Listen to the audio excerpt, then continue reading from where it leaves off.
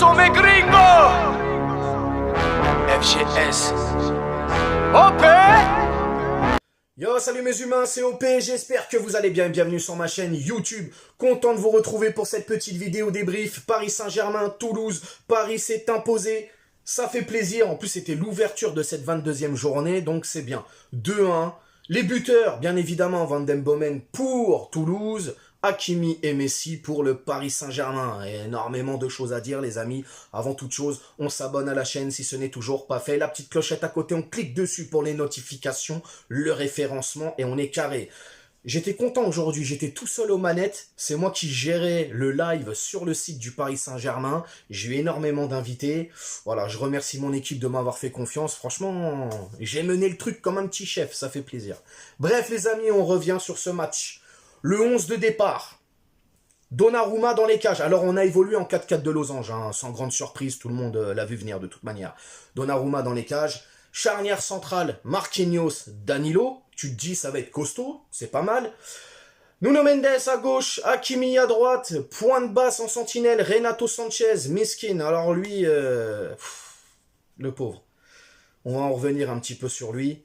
Fabien Ruiz, bien évidemment, Vitinha et Soler en pointe haute, numéro 10. Pour l'attaque, Messi et Kitike. Donc voilà, le 11 de départ. Coup d'envoi qui va être donné par Toulouse. Hein. C'est eux qui remportent justement pour cette première mi-temps de donner le coup d'envoi. Alors Toulouse, hein, attaque d'entrée, on a vu, hein, ça joue en bloc. Hein, les mecs montent ensemble, redescendent ensemble. Alors j'ai trouvé quand même une équipe parisienne concentrée, bien en place sur cette première mi-temps, mais... Tu vois, quand tu veux trop bien faire, parce que oui, on faisait beaucoup circuler le ballon, ça jouait, ça proposait, c'était mobile, etc. Mais c'était un peu trop. Alors, le fait que ça soit un peu trop, ça renvoyait peut-être une copie un peu fouillie, tu vois ce que je veux dire? T'avais peut-être l'impression que ça jouait pas... Pour moi, ça allait peut-être pas assez rapide. C'était pas rapide, tu vois. Alors forcément, tous les ballons ont transité par Messi, hein, Messi qui a essayé justement d'animer tout ça. Carlos Soler, les gars, complètement fantomatique. Parce que, aussi pourquoi? Parce que Achraf, il revenait énormément dans l'axe. Donc est-ce que c'est le fait qu'Achraf rentrait dans l'axe qui éclipsait le jeu de Carlos Soler? Je ne sais pas. Mais en tout cas, Soler n'a strictement rien apporté.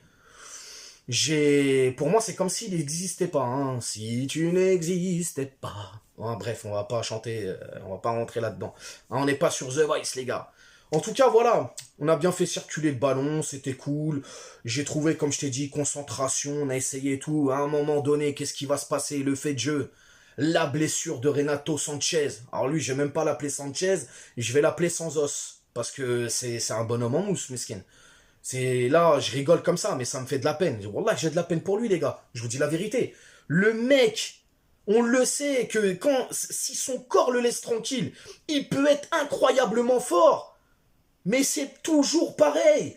Il se remet d'une blessure, il vient, il se répète. Et ça, c'est 10 millions par an. Et là, je suis pas content. Campos, Galtier, sur Renato Sanchez, mauvais casting, tout simplement. Moi, personnellement, les gars, je suis le Paris Saint-Germain. Vous allez peut-être me trouver un peu trop dur, peut-être. Mais je résilie le contrat, les gars. Ah ouais, je vais chercher quelqu'un d'autre. C'est pas possible. On peut plus. On peut plus, les gars. C'est pas possible.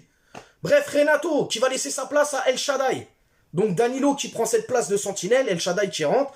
El Shaddai, bon bah voilà, la jeunesse, la fougue, hein, il fait cette petite faute là, la semelle. En plus, il se prend un carton jaune. Manque de pédagogie de l'arbitre. Hein, bon bah c'est comme ça. C'est l'arbitrage de Ligue 1, les gars, hein, c'est la vie. Et là, il y a coup franc. Et celui à qui faut vraiment faire attention dans cette équipe de Toulouse, Van den Bomen. D'ailleurs, je vous en ai parlé. Bomen, c'est pareil. Van den Bomen, je vous en ai parlé dans mon avant-match. C'est un excellent joueur de ballon. Vision de jeu, précision de passe et surtout les coups de pied arrêtés, les coups francs, les pénaltys. C'est sa discipline, c'est sa spécialité. Et ben là, il l'a prouvé. Par contre, je suis désolé, mais le but, on peut le mettre aussi pour Donnarumma. Parce que Donnarumma, t'as flairé, frérot. Tu places ton but, t'es à l'opposé. T'as mal fait le boulot, ma gueule. Mais bon, voilà. 1-0 à la 20e minute pour Toulouse. Là, je me dis, oulala, ça va être compliqué. Alors, je te cache pas, hein, pendant 2-3 minutes, on a vu un petit peu un flottement dans le jeu parisien. Qu'est-ce qui se passe, hein, tu te dis, oh là là, on va craquer. Non, on n'a pas craqué. On n'a pas craqué, surtout pas. On a continué à jouer, on a continué à être dedans, concentré. Et là, 38e minute, venu de je ne sais où, l'empereur du Maroc, Achraf Hakimi. Une frappe limpide, comme lui seul sait les faire. Magnifique le but, bravo Achraf. Égalisation du Paris Saint-Germain, ça fait plaisir. Alors il y a eu beaucoup de duels aussi, hein, des gros duels, surtout Nuno Mendes. Alors il faut le dire les amis, le jeu a quand même sur l'ensemble du match pesé énormément à droite.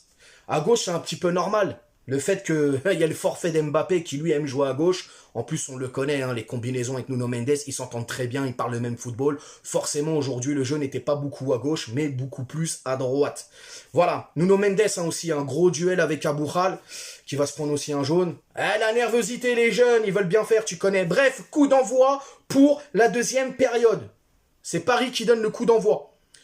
Toulouse repart de plus belle, Paris repart de plus belle, beaucoup de concentration, etc. de part et d'autre. Ça joue. Alors j'ai trouvé quand même un jeu sur la seconde période beaucoup plus posé. Forcément, il faut aller chercher ce deuxième but pour Paris aussi. Eh oui, il faut pousser. On essaye de construire. Encore beaucoup trop de passes, je trouve. Vitinha, bon, on va en parler de Vitinha, les gars. Vitinha, c'est compliqué pour lui, les mecs. Hein. On va pas se mentir. Hein.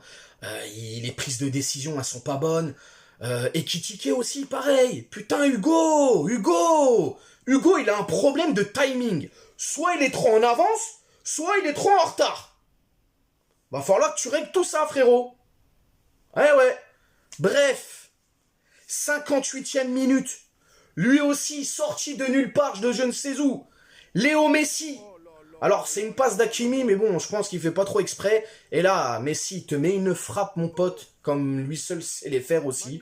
Et voilà, 2-1. Alors là, tu te dis, c'est plutôt pas mal. Et ensuite, qu'est-ce qui s'est passé? Bon, Paris a plutôt réussi à avoir le jeu pour lui, à proposer, à continuer de pousser, etc. On a eu un petit peu chaud aussi en fin de seconde période.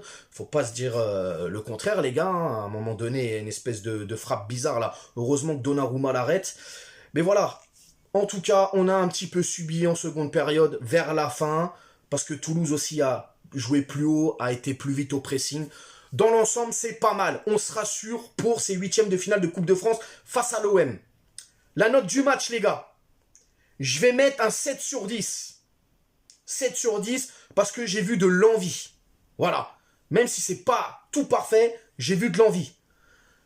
On va bien évidemment, hein, les changements. Renato, comme je te l'ai dit, El Shaddai qui rentre. Nuno Mendes qui va laisser sa place à Bernat, poste pour poste. Soler qui sort. Zahir Emery qui rentre. Zahir Emery aussi à la fin, il a fait un petit rush là, pas mal. Et Kitike pour Garbi. Donc voilà. Les tops et les flops, les amis. Alors mes tops, y a pas de surprise pour moi.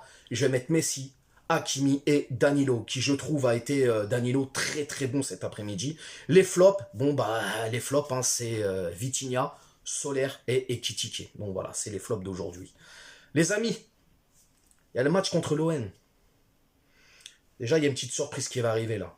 Vous allez voir, je vais diffuser ça sur les réseaux. Ne vous inquiétez pas, il y a un gros live qui se prépare justement pour mardi soir. Pour préparer ce classique, je ne sais pas comment tu veux l'appeler. Tu fais comme tu veux. C'est les huitièmes de Coupe de France. Et là, les gars, faut y aller. Parce que ça va pas être Toulouse, ça va pas être Reims, et ça va pas être une partie de plaisir. Mais on est le PSG et on y croit. Et faut les taper. Tout simplement.